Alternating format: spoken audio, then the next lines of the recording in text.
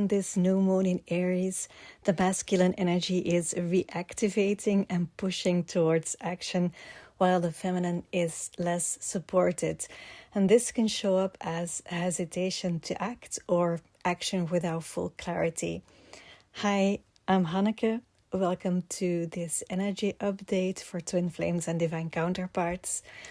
In the past few days, you may have experienced something very specific. More openness, more feeling, but no clear impulse to act. And as I explained in my previous video, the feminine energy opened very deeply, while the masculine impulse was temporarily offline. And this created a state where you could feel a lot, but without moving, where the usual link between feeling and action was interrupted. And that was not random. That was a phase where your energy system was invited to stay with the experience instead of immediately acting on it. If you haven't watched that one, I will put it at the end of this video so you can watch it, because it's still very relevant. Because what is happening right now builds directly on that. As we move into this new moon in Aries, the inner impulse begins to come back online, and you may start to feel movement again, a desire to act, a sense that something inside of you wants to move forward. But, and this is important, this does not necessarily mean that everything is clear yet. So what we are moving into is not simply now you act. It might seem like that with so many planets being in Aries for the moment, but there is this transition right now between two states, from feeling without action into action that is still forming. And this is why this moment can feel a bit contradictory. You may feel this desire to move forward, this sense that something is shifting, but at the same time you don't fully know yet how or when. So this new moon is not just the beginning, it's a turning point where impulse returns and clarity is still developing. This new moon in Aries is happening on April 17th at 1:51 Central European Time, 7:51 New York, 4:51 Los Angeles, and 21:51 in Sydney. And the new moon occurs at 27 degrees of Aries. A new moon is always the start of a new cycle, and in Aries, that cycle is about action, direction, identity, and what do I move towards. But this one is at the 27 degrees of Aries, which is very late in the sign, and that changes the meaning. It's not a soft beginning, it's really a decisive turning point, but not necessarily a fully clear one yet. So instead of exploring possibilities, this one is about coming to an inner decision point about who you are and how you act. And the key theme of this new moon is, are your actions aligned with your true impulse? And you may feel this pressure to act, a need to decide, a clarity mixed with tension. Even though it might seem like it, but this is not about rushing. It's about correcting your direction before the next phase begins, even if everything is not fully clear yet.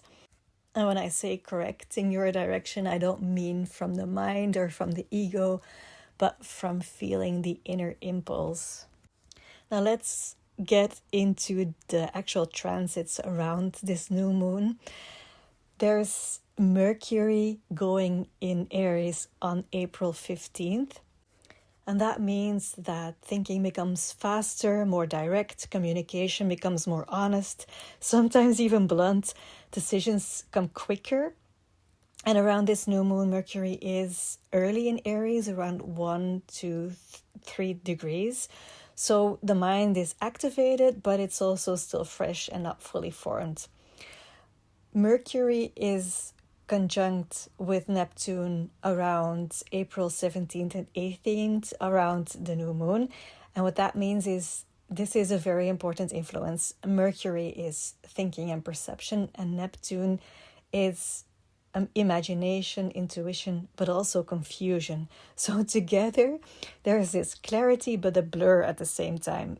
And this can feel like strong intuition, but also doubt, idealizing something or not seeing something clearly. So during this new moon, what you think is true may feel very real, but it still needs to be checked. And then the new moon is also conjunct Chiron on April 17th, and this is one of the most defining aspects of the new moon. Chiron is about old wounds, especially around identity and self-expression. And in Aries, this is about, is it safe to be myself? Can I act as I am? And so this new moon brings a new beginning that touches a very sensitive place. And you may feel vulnerability, hesitation, or an awareness of where you hold yourself back. But it's also an opportunity to move or act from a more honest place at your own pace. Now, Mars will also be in Aries. So Mars entered Aries on April 9th and then was conjunct Neptune in Aries on April 13th, which I mentioned in my previous video, that created this whole not feeling the inner impulse because of the conjunction with Neptune. What this means is Mars stands for action, drive, this inner impulse, and Aries is direct, fast, initiating. So during this new moon window, action is activated. You may feel this urgency to move forward, this impatience, this strong inner push, and the desire to act quickly. But Neptune is also in early Aries, and Neptune is this intuition, imagination, but also illusion. And in Aries, Neptune affects how you perceive your direction. You may feel a strong inner knowing or calling. You may feel inspiration, emotional or spiritual openness, but also doubt, projection, not fully seeing things clearly. And because Neptune is activated twice here by Mars and Mercury, this influence is very strong. So during this new moon, your signal is amplified, but not always perfectly clear. And then there is also Saturn in Aries. Saturn is in early Aries around 6 and 7 degrees during the new moon. What this means is Saturn is the planet of structure, of limits, of responsibility. And as we've mentioned before, Aries is action and impulse. So Saturn does this. It tests your action. And you may feel hesitation, you may feel pressure, you may feel awareness of consequences, and you definitely may feel a need to get it right. So even if you feel a strong push in a certain direction, a certain action, Saturn asks, is this solid? Can you stand behind this? And how these three work together, Mars, Neptune, and also Saturn, is you might feel something strongly because Mars is the impulse. It can feel meaningful or guided. This is the Neptune influence. But then it will get tested by Saturn. So some things move forward while others feel blocked or require more time. So this energy supports movement and action, but it does not guarantee clarity or immediate readiness. And for some people, this can feel like momentum, and for others, it may feel like hesitation, waiting, or needing more time before acting. So what does this mean for the masculine and feminine energy? Right now, as so many planets are in Aries, the collective energy is strongly focused on masculine energy. So the masculine is really activated. There is a lot more support for taking action, for making decisions, for moving forward, for initiating something new. And you may feel all of this desire to act and to push, to move, or really feeling that impulse, that inner impulse starting to come back. And at the same time, there is much less support for the feminine energy. So the energy is not naturally guiding you to slow down, to feel deeper, to process emotionally, or to stay in openness, and that creates something specific. Because when action is supported, but reflection and feeling are not equally supported, you can get action without full clarity and movement without full integration, decisions that are made quickly. So there's more an imbalance towards action. And that's important to understand, because this means you can act more easily right now, but the energy itself is not slowing you down or helping you check and really feel whether this action is aligned. When we look at what this means for our inner union or inner balance between masculine and feminine, it can show up as you wanting to take steps while you're still processing internally, or you might even go back and forth between action and pause, or questioning what you're doing. In the external world, the energy, of course, also supports action. So things can start moving again. You may see communication picking up, people taking initiative, sudden decisions or actions, movement after periods of stillness. But just know that that movement is not always fully aligned yet. So in relationships or connections, this can look like someone reaching out, but not being fully clear, taking action, then hesitating again, moving forward, and then needing to slow down. Movement does not equal clarity, and just because things are moving, it doesn't mean that it's final, or that everything is resolved, or it doesn't mean the full picture is already there.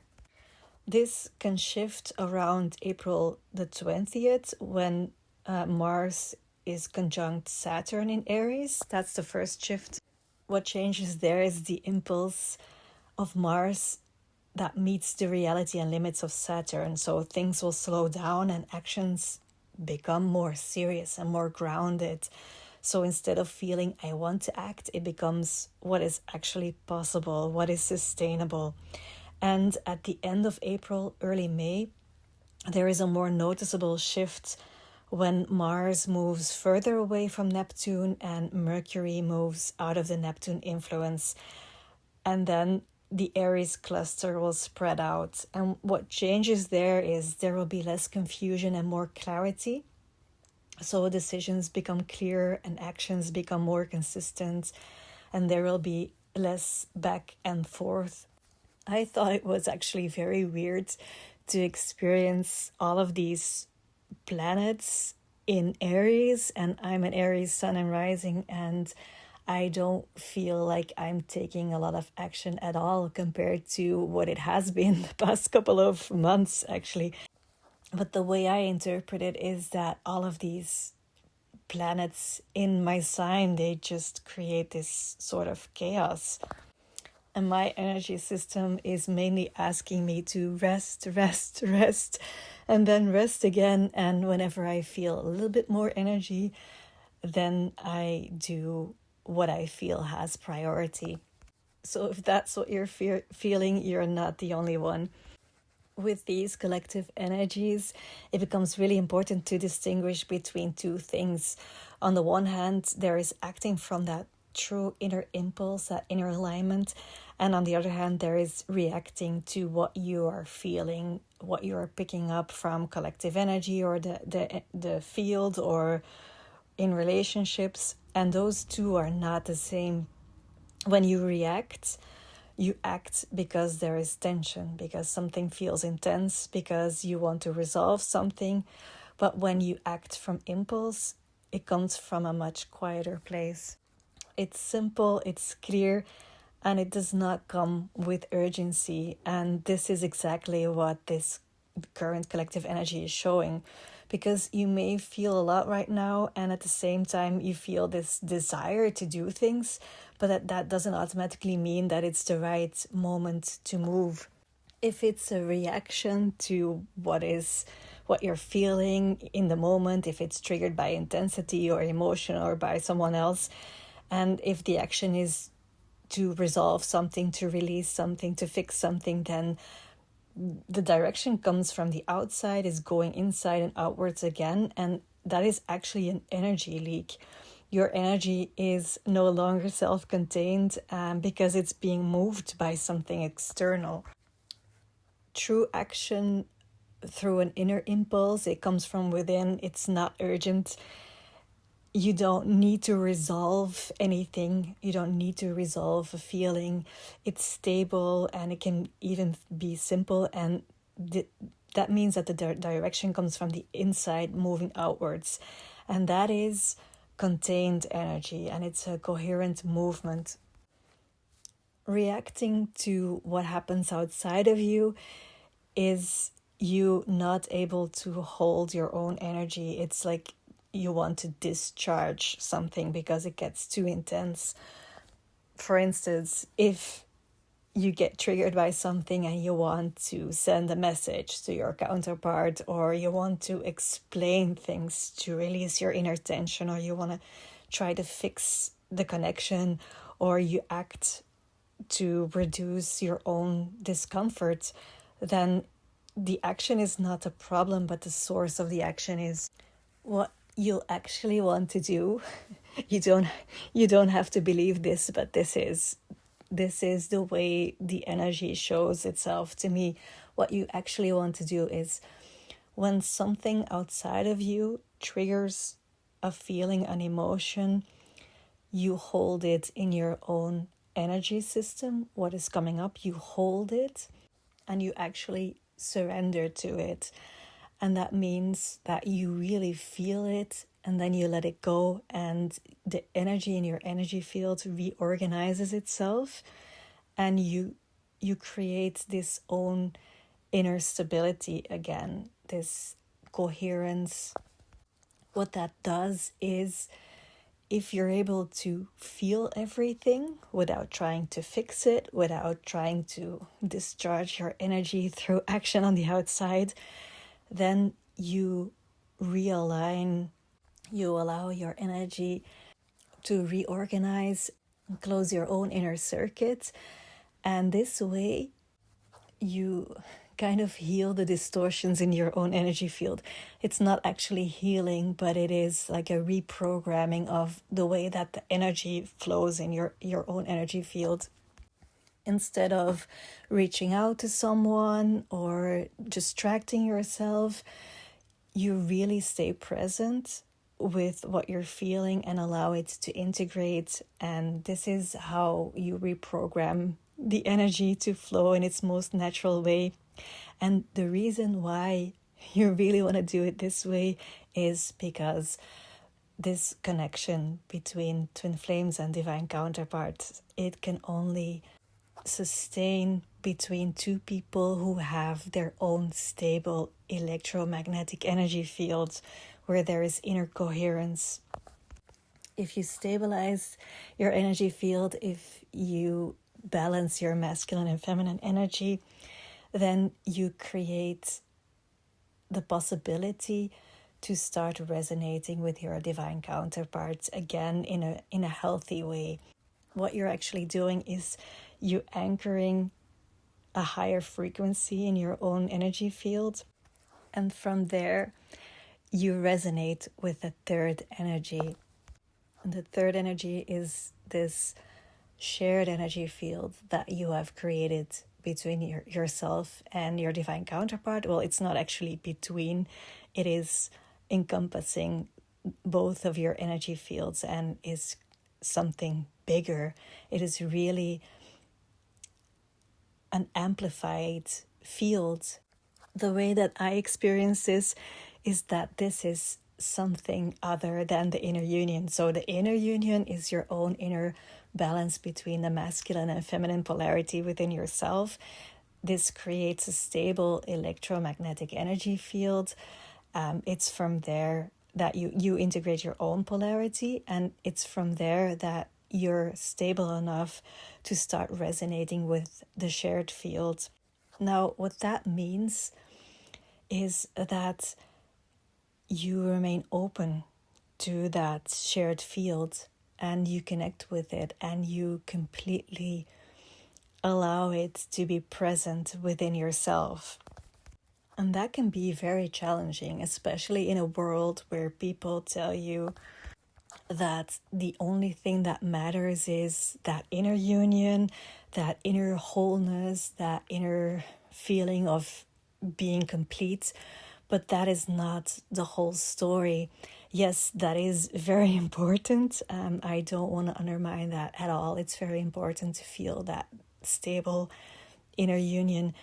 But it's the third energy is not the inner union. It is the shared field with a counterpart.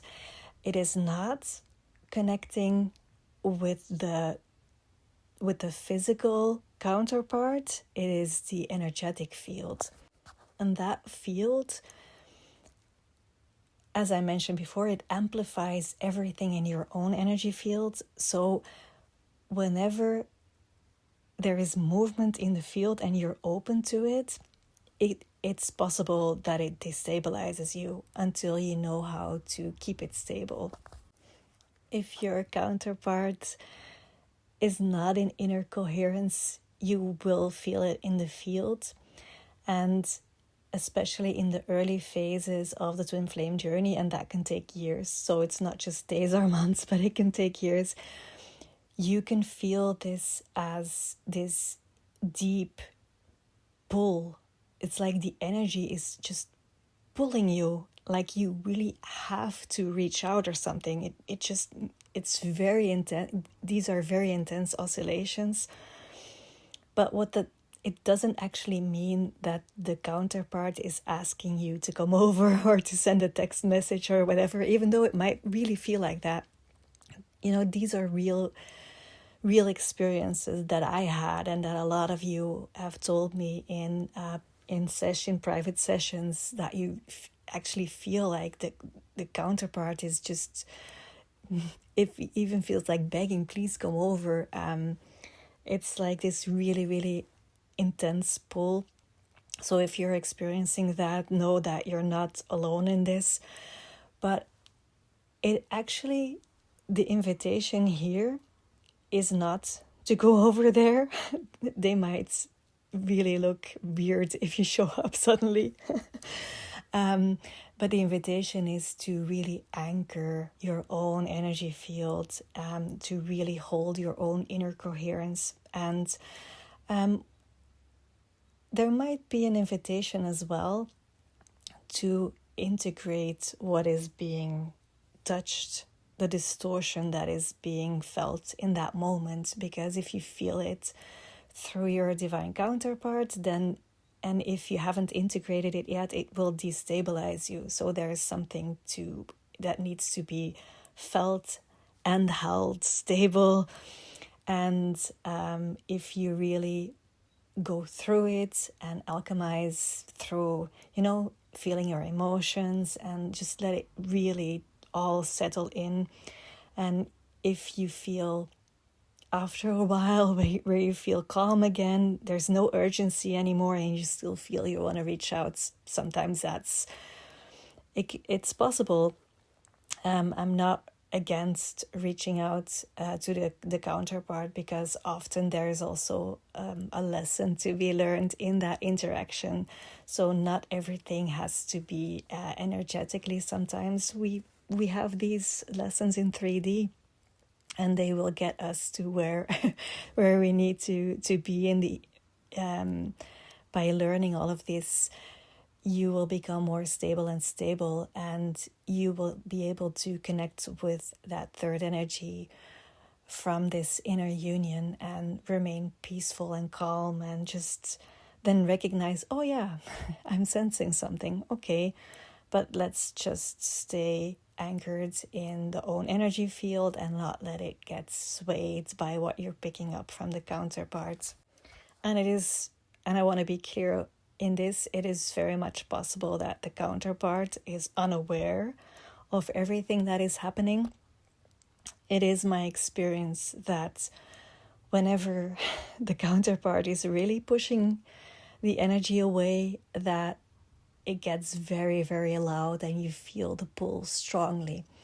I've experienced that multiple times when I felt that inner pulling very, very strongly, to the point that I really wanted to go over there and then that would be followed by a message that was really harsh or pushing me away. So I have experienced that.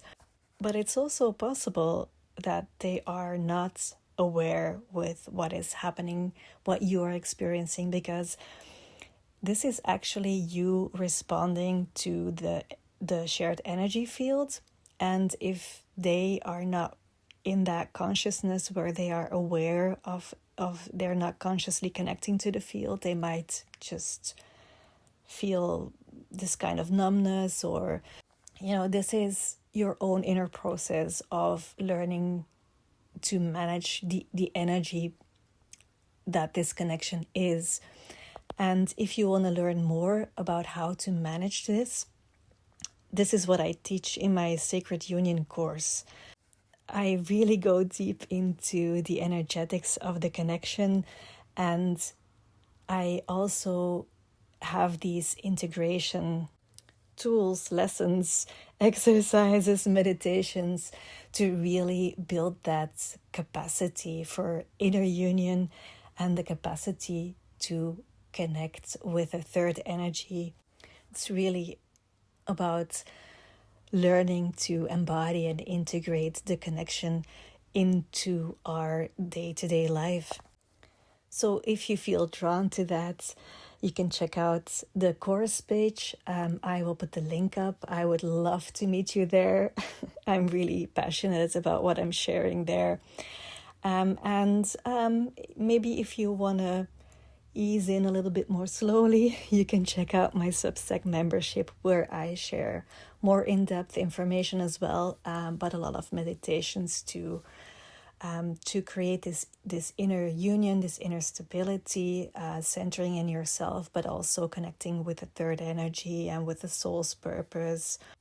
I will also share the link with you so that you can check that out if you're interested in that. Now, for this new moon energy, one final thing that I would like to share is just listen to your inner impulse. Even if the energy is not to go inwards, don't lose sight of your feminine energy. Even if there's a lot of masculine energy present right now.